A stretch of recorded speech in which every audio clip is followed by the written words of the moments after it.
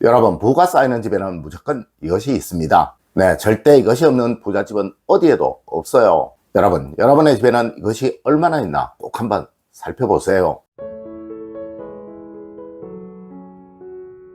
여러분, 안녕하세요. 이정민입니다. 여러분, 저는 정말 수많은 부잣집들에 들어가 보았으며 또 부자들이 잘 다닌다는 곳에는 웬만하면 다 가보았습니다. 이는 부자들의 습관을 알고 부가 어떤 사람에게 오게 되는지 연구하려고 그러한 것인데요. 이분들을 연구하다 보니 몇 가지 확실한 것이 있다는 거예요. 여러분, 오늘의 이야기 잘 들어보시고 과연 여러분의 집은 어떠하신지 꼭 한번 생각해 보세요. 첫 번째로, 여러분, 부자들은 무조건 이것을 하고 삽니다. 여러분, 세상 모든 부자들은 항상 자기 주문을 걸고 삽니다. 그들은 늘 자신이 성공할 수 있다는 이야기, 또 그들이 잘된 이후에 행할 일들을 말로 하고 살더라는 거예요. 여러분, 혹시 말의 힘을 아십니까? 맞습니다. 우리 조상님들도 말대로 된다라고 하셨습니다. 이것을 서양 심리학에서는 목표의 구체화라고 말을 하는데요. 현대 뇌과학에서도 어떤 바람을 일상처럼 계속 말로 하다 보면 뇌가 이것을 일상으로 받아들이게 되고 이를 현실에서 벌어질 수 있도록 뇌가 만들어준다고 합니다. 여러분, 항상 여러분의 목표를 말로 표현하고 사시는 여러분이 되세요. 네, 절대 스스로를 작게 만드는 삶 살지 마시고 또 절대 한숨 짓는 삶, 걱정으로 고민으로 부정적인 이미지를 만드는 삶 절대로 살지 마십시오.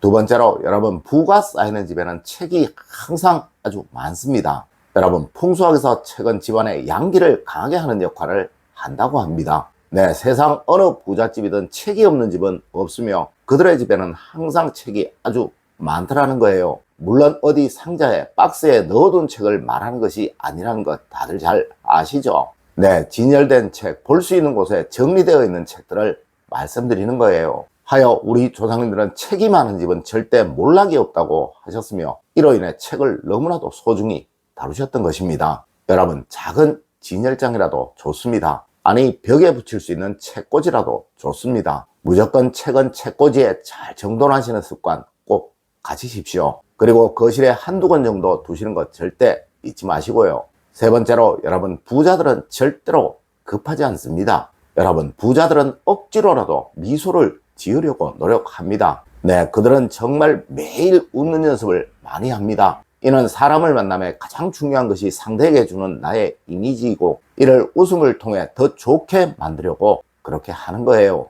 네, 항상 여유롭게 미소를 잃지 않는 여러분이 되세요. 맞습니다. 급하면 망하고 여유로우면 흥한다는 것은 망고의 진리이며 이를 늘 마음속에 새기시는 여러분이 되시면 누구나 다 부는 찾아온다는 거예요. 물론 이는 부를 만들기도 하는 것이지만 또 부를 지켜주는 기본적인 원칙이기도 한 것입니다. 네 번째로, 여러분, 부가 쌓이는 집에는 항상 재물운들이 모여져 있습니다. 여러분, 돈은 항상 모여 있어야 그 기운이 강해지게 되는 거예요. 절대 흩어져 있으면 돈의 기운이 쌓이지를 못하게 된다는 것이죠. 네, 늘 금전과 관련된 것들은 한 곳에 모아두시는 습관 꼭 가지세요. 여러분, 부자들이 금고를 가지는 이유가 바로 이것 때문에 그런 거예요. 물론 금고까지 준비하시라는 것은 아닙니다. 다만 여러분의 집에 돈과 관계된 것들이 있으면 그것들을 한 곳에 모아 보관을 하시고 또 가능한 눈에 잘 띄지 않는 곳에 보관하시도록 하십시오.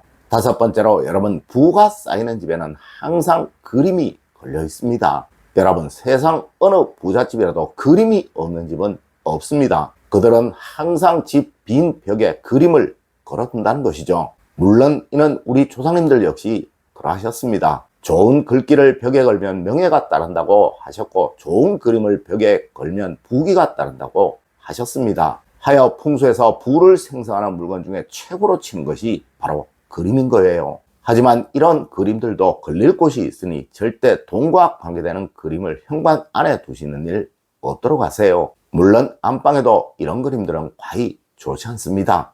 여섯 번째로, 여러분, 부가 쌓이는 집에는 특정한 소품들이 항상 있습니다. 여러분, 부잣집에는 항상 즐거움을 주는 소품이 있어요. 네, 집안에서 즐거운 표정을 짓는 집은 무조건 번영할 집이고 흥할 집이라는 것은 풍수를 하는 사람이라면 누구라도 하는 말이라는 것이죠. 맞습니다. 집안 곳곳에 해당 부분을 상징하는 소품들을 두시면 참 좋다는 거예요. 안방에는 부부의 추억이나 여행이 담긴 소품이나 사진이 있으면 참 좋고 또 거실에는 귀여운 표정의 코끼리나 부엉이 등의 소품이 있으면 참 좋으며, 또 서재에는 자신의 추억을 상징하는 소품이 있다면 참 좋다는 거예요. 그리고 상장이나 상패 같은 것들은 늘 눈에 잘 띄는 곳, 즉 장식장에 두시던가 거실 어딘가에 올려두시면 참 좋다는 것입니다. 네, 풍수적으로 거실은 이 집안의 번영과 성장을 상징하는 대표적인 장소입니다. 이곳은 늘 청결히 단정히 하는 습관 꼭 가지세요.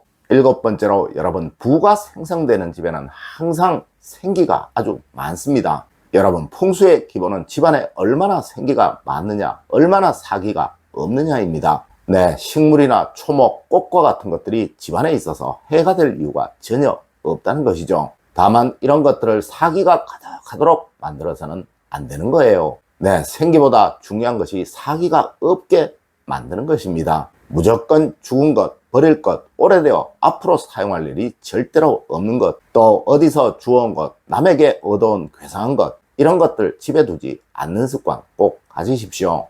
여러분, 운은 여러분이 만들어 가시는 거예요. 항상 여러분의 집에 사기는 없게 하고 생기만 가득하도록 한번 만들어 보십시오. 분명 누구라도 이렇게 하시면 큰 번영과 행복을 누리게 되실 것입니다. 8번째로, 부가 쌓이는 집의 침실은 항상 심플합니다.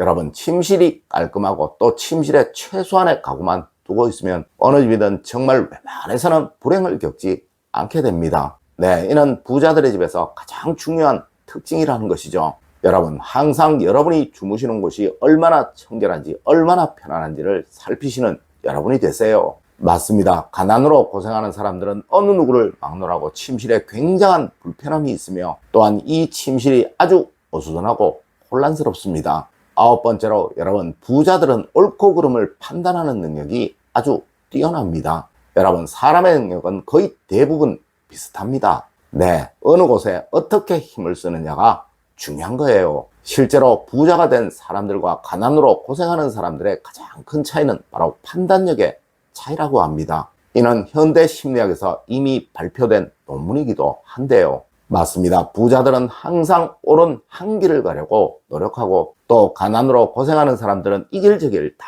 돌아다니려고 한다는 거예요. 여러분, 절대 아집부리는 여러분이 되지 마세요. 늘 보편적인 원리를 항상 따르되 옳은 것 한 가지만 늘 집중하시는 여러분이 되십시오. 그래야 여러분은 온전한 힘을 발휘할 수 있고, 또 이것이 부로 변하게 되는 거예요. 여러분, 풍수에서 생각은 마음이 되고 마음은 행동이 된다고 하였으며, 또 이 행동이 올바르면 누구나 부를 얻고 복을 얻게 된다고 하였습니다. 네, 절대 불행을 추종하는 여러분이 되지 마십시오. 항상 번영의 길, 행복의 길로 나아가려는 여러분이 되세요. 분명 누구라도 다 행복하게 사실 것입니다. 여러분, 오늘 제가 알려드린 이야기 꼭 명심하시길 부탁드리며 오늘의 이야기를 마치도록 하겠습니다. 늘 올바른 행동과 올바른 지식을 여러분들께 전하도록 노력하겠습니다.